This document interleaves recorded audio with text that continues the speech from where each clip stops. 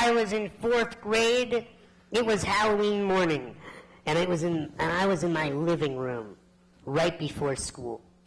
Think back for just a moment to 4th grade, Halloween. We're just going to have you yell it out. What did you love about Halloween when you were in 4th grade? Candy, what else? Costumes, what else? Trick-or-treating, pumpkins. Okay. For me, Halloween was extra special. It was extra special because for one day, everybody got dressed up, and I got to blend in. There are days where I just wish I could put on a baseball cap and disappear into a crowd. The neat thing is that it's also can serve me.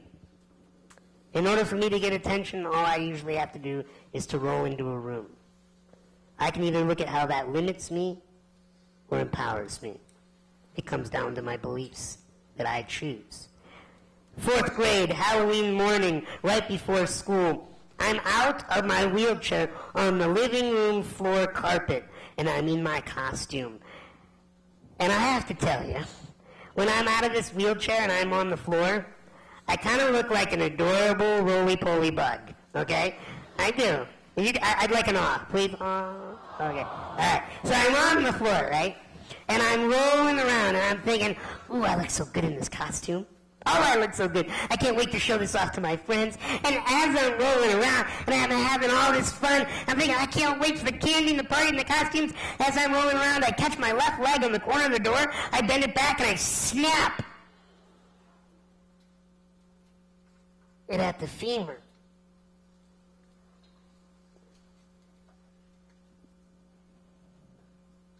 And when I break a bone, my temperature rises. And sweat begins to run down my forehead and burn into my eyes. And my breathing becomes irregular. And I remember now I was holding my leg, and it felt like somebody had put a vice on it. It was tightening down. And I remember yelling something that everyone in this room had said or thought. I said, "Why me?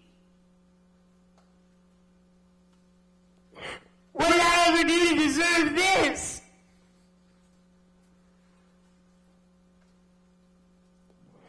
And my mom, she comes running into the room. And she's my living angel. And she kneels down beside me. My parents couldn't rush me to the hospital. There's nothing the doctors could do for me.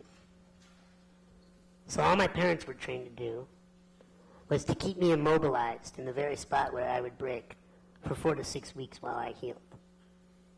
It didn't matter if it was the living room floor, the basement, or my bedroom.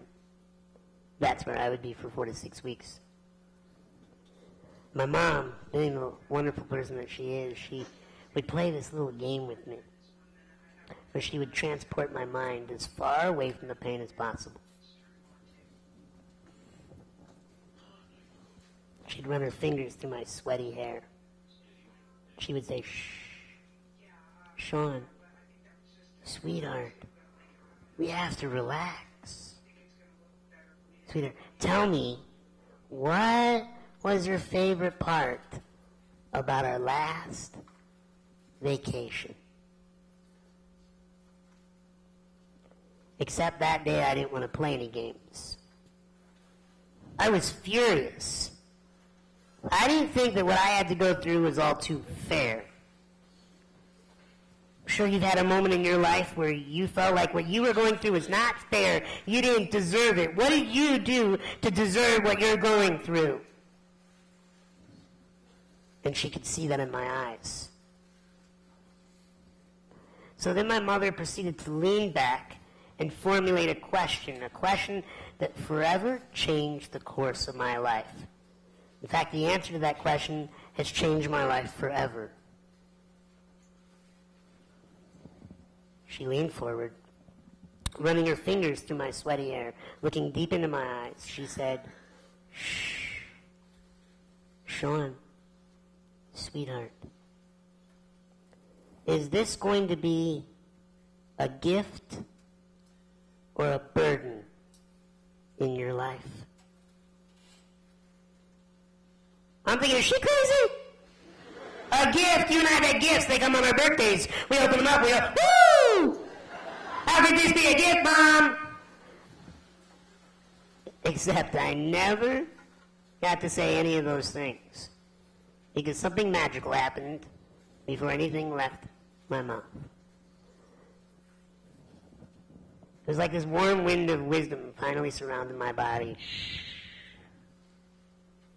And then it all became clear to me in 4th grade. I realized that I had to go through a lot of pain in my life. And I realized that the pain wasn't over. There was going to be more of it. And I realized that I still got up every morning and loved my life. I still had the ability to smile every day and enjoy who I was amidst the pain. And maybe the purpose to my pain was to teach others how to do the same. It wasn't until many years later and thousands of hours of training in psychology did I learn that we all go through pain. Every single person in this room, I promise you, is dealing with a fracture in their life right now. And that may not be a bone fracture for you, but I'm guaranteed it's a life fracture. A fracture in your intimate relationships, a fracture in what's going on with your parents' relationships, maybe how you communicate with them, a fracture in your living arrangements, a fracture in your finances, a fracture in your health. We are all going through fractures. My mom taught me another beautiful thing. She said, "Sean, sweetheart, pain is inevitable. It eventually touches us all. Suffering is optional."